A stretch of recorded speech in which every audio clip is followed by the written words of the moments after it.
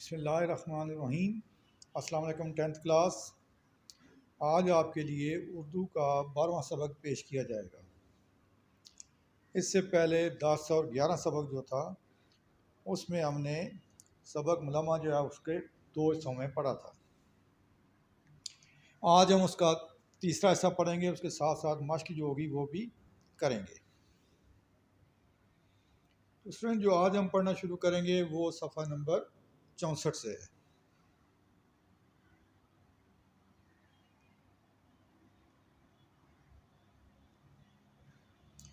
गाड़ी को जुम्बिश हुई और वो दौड़कर आगे चला गया। स्टेशन की दुकानें, ख्वांचे वाले और कुली उसकी नज़रों के सामने से भाग रहे थे। वो देर तक खड़ी स्टेशन की बत्तियों को, जो अब अंधेरी रात में जुगनू की तरह चमक रही थीं, घूरती रही। आखिर गुप अंधेरे में उसकी नज़रें ठोकरें खाने लगीं। अब वो अपने डब्बे की तरफ मुतवज्जो हुई। यानी गाड़ी जब स्टेशन पर पहुंची, वो लड़की कुली की मदद से गाड़ी में सवार होगी। हालांकि उसको काफ़ी औरतों ने धक्के भी मारे, लेकिन इसके बावजूद वो गाड़ी में सवार होगी। और जब गाड़ी आगे चलने लगी तो वो जो नौजवान उसको देख रहा था वो दौड़कर आगे चला गया। जब गाड़ी चल रही थी तो स्टेशन की दुकानें, ख्वांचे वाले वो हैं जो लोग अपना ख़रीदो फरोख्त, सारी जो सामान होता है वो अपने किसी टोकरी में या किसी कह रहे हैं कि लकड़ी के बक्स में रख कर सर पर रख के बेचते हैं, उनको ख्वांचे वाले कहा जाता है। और कुली जो स्टेशन के ऊपर काम कर रहे उसकी नज़रों के सामने से भाग रहे थे। यानी गाड़ी भाग रही तो ऐसे लग रहा था जैसे वो चीज़ें भाग रही हों, वो लोग भाग रहे हैं। वो देर तक खड़ी स्टेशन की बत्तियों को, जब अंधेरी रात में जुगनू की तरह चमक रही थी, घूरती रही। यानी अब स्टेशन के ऊपर बत्तियां जो थी, गाड़ी चूंकि उनसे दूर जा रही थी तो अब वो आहिस्ता आहिस्ता उनकी रोशनी कम पड़ रही थी और ऐसे लग रहा था जैसे दूर अंधेरे में कहीं जुगनू चमक रहे हैं। आखिर गुप अंधेरे में उसकी नज़रें ठोकरें खाने लगी। यानी अब उसकी रोशनियां जो थी स्टेशन की वो भी दूर हो गई और अब वो अंधेरे में उसकी नज़रें कुछ नहीं देख पा रही थी। तो अब वो अपने डब्बे की तरफ मुतवज्जो हुई। यानी उसने देखा कि गाड़ी में जो इस डब्बे में बैठी है वो किस तरह का है। 2 सीटों पर 2 औरतें रंगीन लियाफों में लिपटी हुई थी और उनके गिर्द भारी भारी बॉक्स और बड़ी बड़ी पोटलियाँ इस तरह फैली हुई थी कि किसी के बैठने की जगह ही ना थी। यानी स्टेशन सारी रेल के अंदर जो रेल का दर्जा था, डब्बा था, उसके अंदर औरतों ने कब्जा किया हुआ था और वो बाकायदा लेटी हुई थी। उन्होंने ऊपर लिहाफ किए हुए थे और जो बाकी जगह बच गई वहाँ पर उन्होंने बड़े बड़े अपने बॉक्स रखे थे और पोटलियाँ यानी गठरियाँ रखी हुई थी। तीसरी सीट पर कोने में एक औरत बिल्कुल दुबली पतली बैठी अपने बच्चे को दूध पिला रही थी। इसके करीब एक दूसरा बच्चा ज़्यादा से ज़्यादा 2 साल का होगा, बैठा मिनमिना रहा था। बिल्कुल सूखा, हाथ पाँव की खाल लटकी हुई, जैसे वो पैदाइश के बाद फौरन ही बराह रास्त बुढ़ापे की तरफ चल दिया हो। तो जब उसे दूसरी तरफ देखा तो तीसरी सीट पर एक औरत बैठी थी जो बिल्कुल दुबली पतली थी और अपने बच्चे को दूध पिला रही थी। और एक दूसरा बच्चा उसके करीब बैठा था जो उसकी उम्र तो तकरीबन 2 साल की होगी, लेकिन वो ज़्यादा से ज़्यादा बहुत मतलब कमज़ोर नज़र आ रहा था। बिल्कुल सूखा और हाथ पाँव की उसकी खाल लटकी हुई, मिनमिना रहा था। यानी मुंह ही मुंह में आहिस्ता आहिस्ता कुछ बोल रहा था और ऐसा लगता था जैसे बेचारा पैदाइश के फ़ौरन बाद ही बराह रास्त बुढ़ापे की तरफ चल दिया। तो उस बच्चे की, स्टूडेंट की, कैफियत क्यों थी? इसलिए कि वो बच्चा बहुत छोटा था, जबकि उसको भी ज़रूरत थी कि उसकी माँ उसकी देखभाल करे, उसका ख्याल करे, उसकी फीडिंग करे, उसको दूध पिलाए। लेकिन उससे पहले, उसके बाद फ़ौरन ही उसका एक दूसरा भाई भी दुनिया में आ चुका था और वो पहले वाला बच्चा जो अपने हक़ से महरूम हो चुका था और अपनी जो उसकी देखभाल होनी थी उससे महरूम हो चुका था और उससे नज़रअंदाज होने की वजह से उसकी ये हालत हो रही थी। डब्बे पर अजीब इस्मलाल तारी था। इस्मलाल तारी था, मायूसी तारी थी, उसके ऊपर उदासी तारी थी। लड़की बददिल होकर उसी सीट पर टिक गई। टिक जाने का मतलब है कोने पर बैठ जाना, तसल्ली से ना बैठना। एक छोटे से शहर पर गाड़ी रुकी और लड़की का दिल पसलियों से सर टकराने लगा। अगर कोई इस वक्त इसका टिकट देखे तो उसे फुर्रियाँ आने लगी। 2 मिनट बाद गाड़ी चल दी और लड़की सोचने लगी। दिल पसलियों से टकराने लगा, दिल तेज़ तेज़ धड़कने लगा और इस वहम के साथ कि चूंकि उसके पास 3rd क्लास का टिकट था, लेकिन वो इंटर क्लास के डब्बे में सफ़र कर रही थी और उसे टिकट चेक हो तो क्या होगा, यकीनन उसकी तौहीन होने और बेइज्जती होने का, जुर्माना होने का हो सकता था। फुर्रियाँ आने लगी, यानी उसको कपकपाहट तारी होगी। आखिर इस मुलम्मा से क्या फ़ायदा ज़रा सी रगड़ से उतर जाए। उसने कहा, जिस तरह के किसी चीज़ को मुलम्मा किया जाता है, दाँत के ऊपर उसका पानी चढ़ाया जाता है और ज़रा रगड़ लगे तो ख़त्म हो जाता है। इस तरह वो कहते हैं कि जिस तरह इंसान अपने आप को झूठा ज़ाहिर करते हैं, होते नहीं हैं, और अगर ज़रा सी मामलात हो जाएँ खुल जाते हैं। जिस तरह की लड़की ने भी अपने आप को अमीर ज़ाहिर करने के लिए गाड़ी के इंटर के दर्जे में सफ़र कर रही थी, हालांकि उसके पास थर्ड क्लास का टिकट था, और अगर टिकट चेक हो जाए तो यकीनन उसकी ये सारी जो उसने अपनी झूठी इज्जत बनाई थी वो जाती रहेगी। दुनिया में अमीर गरीब सभी तो हैं, भला एक कीमती ओवरकोट वाले नौजवान से इस कदर मुतासर होने की क्या वजह? यानी उसके जहन में अभी तक उस नौजवान का ख्याल ही सवार था। आसमान पर सुबह की रोशनी रेंगती जा रही थी और तारे सहमे से कांप रहे थे, यानी अब सुबह के आसार ज़ाहिर हो रहे थे। गाड़ी किसी और स्टेशन पर रुकी। लड़की ने दरवाजे साथ निकाल कर स्टेशन का नाम पढ़ा। अब इसकी मंजिल मकसूद करीब थी, यानी उसके बाद कोई चंद वक्फे के बाद कोई स्टेशन आने वाला है जहाँ पर उसने उतरना था।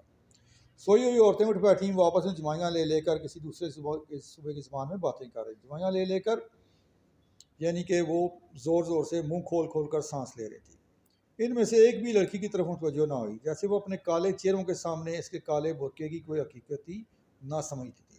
इन लड़की पर अब उसके मिजाज में इसतराब था, बेचैनी थी, और वो उलझी हुई थी उस नौजवान के बारे में, अपनी हैसियत के बारे में, और अपनी जो उसकी ज़ाहिरी हालत थी उसके बारे में, और मज़ीद ये कि जो ख़वातीन वहाँ बैठी थी वो उसको बिल्कुल अहमियत नहीं दे रही थी। लड़की ने अपना असबाब दरवाजे के करीब घसीट लिया क्योंकि आइंदा स्टेशन पर उसे उतरना था। गाड़ी रुकी और उसने जल्दी से अपना बिस्तर प्लेटफार्म पर लुढ़का दिया, यानी बिस्तर जो उसने बांधा हुआ था लुढ़का दिया। चलता जो ट्रेन जो रुकी दरवाजे से नीचे फेंक दिया। फिर कैसी केस लेकर उतर गई। छोटा सा स्टेशन, गाड़ी सिर्फ 2 मिनट ठहरती थी। ट्रेन ने सीटी दी और इस नौजवान पर एक अलगाई नज़र डालने के लिए रुकी रही। इसका ख्याल है वो यकीनन किसी अगले स्टेशन पर उतरेगा। वो बहुत खुश थी इसलिए कि इसने मुफलिसी को इस अमीर नौजवान से छुपा लिया था। तो स्टूडेंट जब गाड़ी चलने लगती है तो उससे कुछ देर पहले वो हॉर्न देती है, सीटी देती है, जिससे मुसाफिर खबरदार हो जाते हैं और गाड़ी के लिए बैठेंगे तैयार हो जाते हैं। तो लड़की का ख्याल था उधर रुक के उस नौजवान को देख ले। उसके ख्याल में शायद उसने कहीं आगे सफ़र करते हुए जाना था, और बड़ी खुश थी कि उसने अपने आप को, अपनी असलियत को उस नौजवान से छुपा लिया था। लेकिन मैं देख कर सन्नाटे में आ गई। वो नौजवान से ज़रा फासले पर खड़ा ट्रेन में बैठे हुए आदमी से अलगदाई मुसाफर कर रहा था। यानी कि उसने देखा नौजवान भी वहीं पर उतरने वाला है, और किसी आदमी से अलविदा कर रहा था। लड़की घबरा कर कुली को पुकारने लगी। एक बुढ़ा आंखें मलते हुए बड़ा और उसका सामान उठाकर चलने लगा। कितना अजीब इत्तेफाक था, जहाँ वो उतरी वहीं इसे भी उतरना था। लड़की करीबन भागने लगी। इसी क्या वो नौजवान से पहले गेट पास करके थर्ड क्लास का टिकट उसकी नज़र से छुपाना चाह रही थी। स्टेशन के ऊपर फर्स्ट क्लास के लोगों के लिए लहदा रास्ता होता है, सेकंड के लिए लहदा, और थर्ड क्लास के लिए लहदा होता है। उसका ख्याल था कि जब वो थर्ड क्लास का टिकट लेकर वहाँ से निकलेगी तो नौजवान उसको देख लेगा और यकीनन उसकी हैसियत जो है वो मुतासर होगी। लेकिन जब वो गेट करीब पहुंची, नौजवान गेट से बाहर खड़ा उसे आता देख रहा था। टिकट देने की लड़की का हाथ बढ़ता ही ना था। इस वक्त टिकट उसके हाथ में एक मन का बोझ था। सर मन जो है ये एक वज़न की पैमाइश की इकाई थी, अब भी हम उसको मन ही बोलते हैं। उस वक्त जो है इसका यूनिट जो था वो 40 सेर का एक मन होता है। सेर जो है आज उसके बराबर कुछ हम किलो ग्राम इस्तेमाल करते हैं, उस वक्त मन कहते हैं। 40 सेर का एक मन होता था। यूँ समझ लीजिए हम कहें आज के 40 केजी जो है उसका वेट जो है। लड़की को ऐसे लग रहा था जैसे टिकट उसके हाथ में एक मन का बोझ था, यानी कि वो घबरा गई थी। वो एक लम्हा जब की हालत में खड़ी रही, यानी क्या है उलझन का शिकार खड़ी रही। आखिर से टिकट देते हुए शिकस्त मान लेना पड़ी, यानी कि आखिर उसने टिकट दिया ताकि, और ये उसके जहन में नौजवान को पता चल गया कि ये गरीब है और थर्ड क्लास के टिकट पर सफ़र कर रही है। वो मुस्मिल कदमों से बाहर निकली, मुस्मिल कदमों से, थके हुए कदमों से। उस वक्त उसकी हालत इस शख्स की थी जिसने अपने कपड़ों पर पानी की एक छींट पड़े बगैर दरिया पार कर लिया हो, लेकिन किनारे पर फिसल कर पानी में शराबूर हो जाए। यानी कि वो अपने आप को बहुत उस वक्त कम हैसियत महसूस कर रही थी। इससे अब नौजवान कहीं नज़र ना आए, शायद वो इसकी निगाहों में अब कोई दर्जा ना रखती थी। उसका ख्याल है नौजवान ने जब देख लिया कि वो थर्ड क्लास सफ़र कर रही है तो वो उसको छोड़ कहीं चला गया।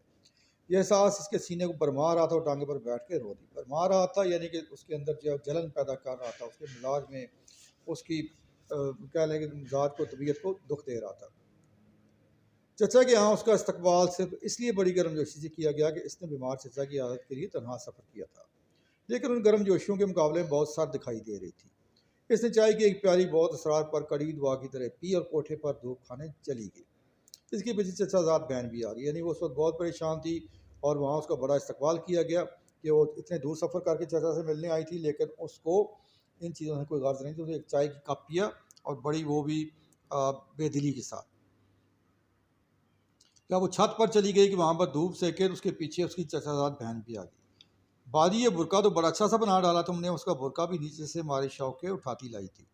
यानी वो उसका बुरका ले आई और उससे चचाजाद बहन को ये बुरका बड़ा पसंद आया था। उसका ख्याल था ये कि बाजी का खुद अपना उसका बुरका है। लड़की ने इसकी बात का कोई जवाब न दिया। वो सूरज के रुख पर खड़ी होकर बुरके को गैर अलविद नज़रों से देखने लगी। फिर लंबी चौड़ी छत पर मुस्तरबाना टहलने लगी, इस तरह से बेचैनी से। उससे बुरके की तारीफ होते ही सफ़र के सारे वाक़यात रह रह कर याद आने लगे, जिन्हें वो अपने दिल से महव कर देना चाहती थी, मिटा देना चाहती, उठा देना चाहती। इसकी बहन बुरका पहनकर खड़ी होगी, कितना अच्छा लगता है, मैं भी बिल्कुल ऐसा ही बनवाऊंगी। और अच्छे कपड़े को देखकर खुद भी वैसे बनवाने को कहा करती थी, लेकिन शायद भी कभी ऐसा कर सकी। यानी वो बच्ची कह रही थी कि मैं भी ऐसे ही बुरका बनवाऊंगी। और वो लड़की खुद जो मेहमान थी वो भी हमेशा अच्छी चीज़ें देकर खुद कहा करती थी कि मैं भी ऐसा ही बनवाऊंगी, लेकिन वो शायद कभी ऐसा बनवा नहीं सकी क्योंकि उसका तल्लुक किसी अमीर ख़ानदान से नहीं था। लड़की टहलते टहलते अपना ख्याल बटाने के लिए पड़ोसन के मकान के पर झांकने लगी। इसने देखा गोबर से लिपे पते आंगन में बांस की खुरी चारपाई पर कोई तारबंद बांधे ऊंधा पड़ा धूप ले रहा था, यानी कोई आदमी सो रहा था। गोबर से लिपे पोते आंगन में, यानी गोबर से और मिट्टी से मिलाकर सैन को बनाया गया था, और बांस की खुरी चारपाई जिस पर कोई चीज़ नहीं बिछी हुई थी। चारपाई पर सराहने की तरफ बीड़ी का बंडल दिया सलाई की डिबिया रखी थी। बीड़ी वो पत्ते के अंदर तंबाकू लपेट कर सिगरेट की तरह उसको पिया जाता है। फूस के छप्पर में एक अधेड़ उम्र की औरत बैठी बाजरे की मोटी मोटी रोटियां थूक रही थी। फूस के घास के बने हुए छप्पर में धूप खाने वाले ने करवट बदली। लड़की का दिल धड़कते धड़कते जैसे एक लम्हे के लिए थक गया हो। वही स्टेशन का अमीर ज़्यादा। अचानक दोनों की नज़रें चार नौजवान ने फुर्ती से करवट बदल ली। यानी हकीकत वहाँ पर दोनों की एक जैसी ज़ाहिर हुई शायद, बल्कि नौजवान उससे भी कहीं ज़्यादा ख़राब हालत में था। छप्पर में एक खूंटी पर कीमती ओवरकोट झूल डाला। खूंटी पर वहाँ जहाँ पर कपड़ा लटका गया। बिट्टो इस मकान में कौन रहता है? बिट्टो उसकी खालाजाद बहन चचाजाद बहन के नाम है। लड़की ने अपनी बहन से सवाल किया जो बुरका पहने अब तक यही मालूम कर रही थी कि वो कैसे लगती है। यानी छोटी लड़की जो थी वो मुसलसल यही कह रही थी कि वो कैसी लगती है। उसने उस नौजवान के बारे में पूछा। एक बेवा और उसका एक लड़का भी है, शहर में पढ़ता है। बाजी बेचारी बड़ी सीधी औरत है, हमारे यहाँ के सारे कपड़े यही सीती है, लेकिन सच मानो सिलाई बहुत कम लेती है। तो छोटी ने बताया कि यहाँ पर एक बेवा खातून रहती है, उसका एक बेटा भी है, शहर में पढ़ता है, और ये बेचारी बड़ी गरीब और सीधी सी औरत है, उनके तमाम कपड़े वही सीती है। सच मानो सिलाई भी बहुत कम लेती है। तो लड़की ने जब ये सुना तो वो एक सन्नाटे में आ गई कि आखिर वो दुनिया में क्या देख रही है, क्या समझ रही है, लोग किस तरह के होते हैं। तो स्टूडेंट ये सबक आपने पढ़ लिया है। अब आपको इसका एक्सरसाइज हम दिखाते हैं। ये स्क्रीन पे आपके ऊपर आप इसके जो मुख्तसर सवालात हैं उनके जवाब दिए हुए हैं, ये आपने यहाँ से नोट करने हैं। और इसके बाद जो अगली स्क्रीन शॉट है उस पर आप देखते हैं कि जो इसके ऑब्जेक्टिव हैं वो आपके लिए बनाए गए हैं, और ये जो उसके बाद जो खाली जगह पूरी करनी है ये भी आपके लिए की है, उसके जवाब भी नीचे दिए हुए हैं।